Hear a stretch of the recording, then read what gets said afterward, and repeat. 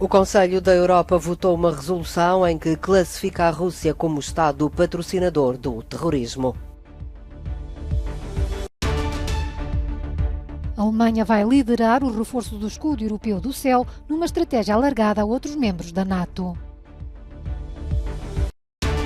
Populações de animais selvagens registaram um declínio de 69% nos últimos 50 anos, de acordo com o mais recente relatório do World Wildlife Fund. A Assembleia Parlamentar do Conselho da Europa apelou aos 46 Estados-membros para reconhecerem a Rússia como um Estado patrocinador do terrorismo. A resolução foi aprovada com apenas uma abstenção, minutos após um discurso emocionado do presidente ucraniano. Volodymyr Zelensky disse: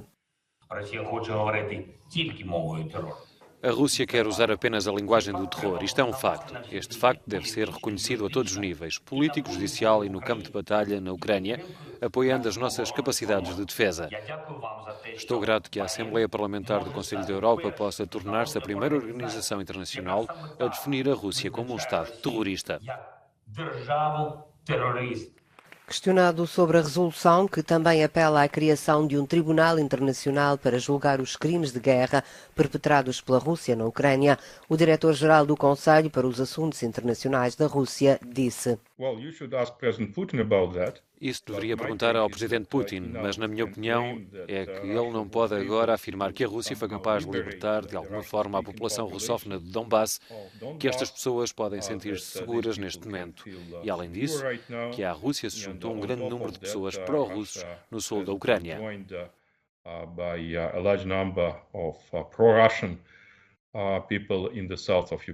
A Assembleia, reunida em Estrasburgo, também pede que as negociações de paz decorram apenas de acordo com as condições de Kiev.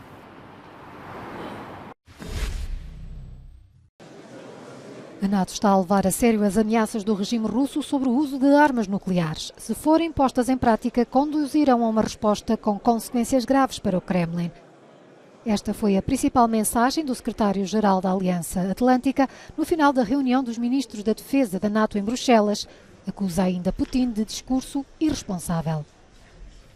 As circunstâncias nas quais a NATO poderá ter de utilizar armas nucleares são extremamente remotas.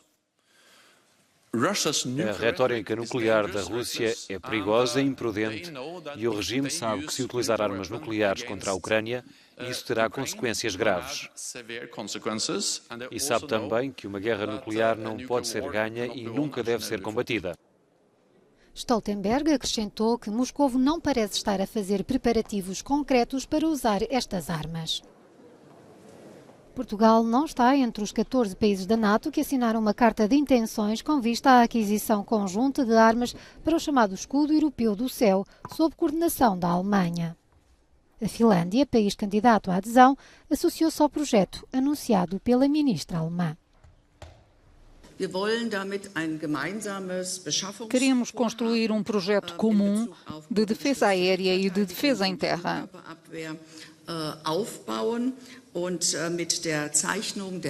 Ao assinar hoje um memorando de entendimento, estamos a lançar esta iniciativa que visa partilhar a nossa responsabilidade comum pela segurança do nosso continente.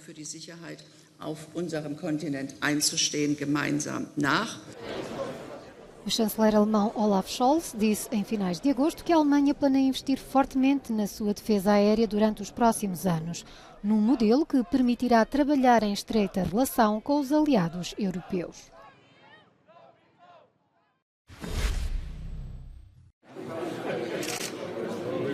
Os países do bloco europeu vão comprar gás numa plataforma comum antes do verão de 2023. A conclusão saiu do encontro que aconteceu na Chequia entre os ministros da União Europeia responsáveis pela pasta da energia. Quanto aos tetos dos preços do gás, nada ficou decidido, apenas a necessidade de tornar os valores mais baixos. Os fluxos nos gasodutos russos estão abaixo dos 10%. Os ataques às infraestruturas energéticas da União Europeia aumentaram a incerteza. Por isso, a Comissão está a trabalhar num pacote de propostas para o dia 18 de outubro. E não será o último pacote, já que vamos continuar a desenvolver novas ferramentas e a ajustar a nossa abordagem ao desenvolvimento da situação.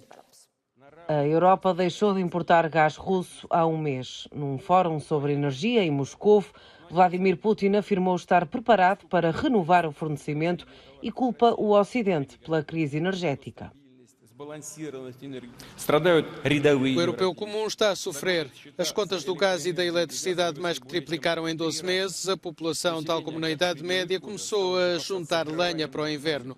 O que é que a Rússia tem a ver com isso? Como estão sempre à procura de culpados para os seus próprios erros, neste caso, culpam a Rússia. A culpa é vossa.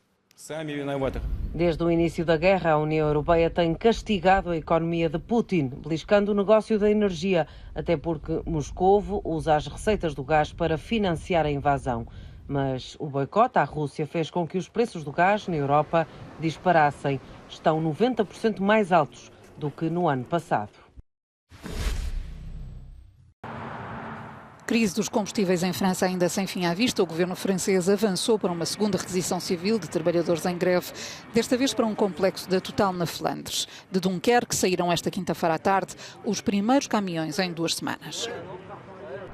Uma primeira requisição civil já tinha desbloqueado um outro armazém da Esso ExxonMobil na Normandia. A decisão do governo é contestada pela principal confederação de sindicatos francesa, a CGT, invoca o direito à greve e apela a um alargamento da paralisação a todos os trabalhadores do setor nas empresas públicas e privadas, exigindo salários mais elevados. Por toda a França, vários depósitos continuam bloqueados. A falta de combustível faz-se sentir no consumidor. 1/3 das estações de serviço do país têm falta de um ou mais combustíveis.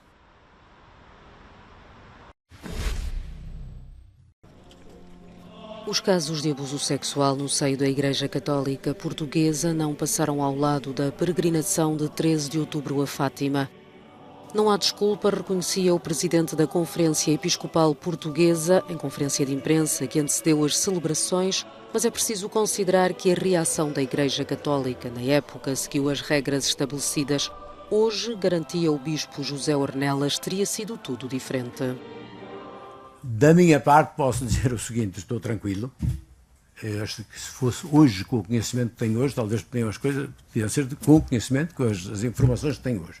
Com as informações que tinha na altura, foram as medidas que foram adequadas, não houve nenhuma manobra de encobrimento, houve sim o tratar as coisas segundo aquilo que era possível.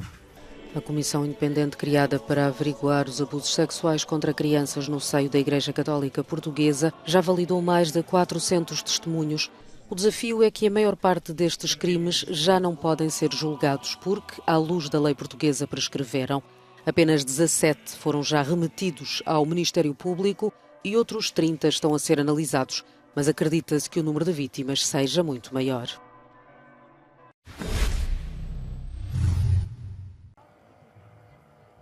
As populações de animais selvagens do planeta registaram um declínio de 69% nos últimos 50 anos. Os números alarmantes são avançados no relatório Planeta Vivo 2022 da ONG WWF, a maior organização de conservação do mundo que estudou a evolução de mais de 5.000 espécies. O declínio é global, mas há algumas regiões afetadas de forma bastante mais profunda. Há 94% de declínio na América Latina, o que não é completamente surpreendente, porque as regiões tropicais contêm muito mais biodiversidade. Por isso é óbvio que aí o declínio será maior quando comparado com a Europa, que registrou 15% de declínio. Mas isso também é porque a Europa perdeu a sua vida selvagem há muito mais tempo.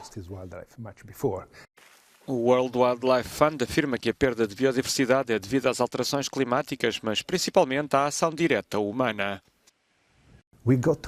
Temos de abandonar a ilusão de que podemos continuar a dar a natureza por adquirida. Não podemos continuar a desenvolver-nos de forma destrutiva sem considerar as consequências em termos de degradação ambiental. Se não mudarmos o rumo e não obtivermos uma neutralidade carbónica para o clima e uma natureza positiva para a biodiversidade, vamos colher ainda mais consequências e o preço será ainda mais elevado nos próximos anos. De acordo com o relatório, a utilização dos solos que é feita pelo homem é o principal fator determinante na perda global de biodiversidade. O WWF compilou números de 32 mil populações de animais em todo o planeta.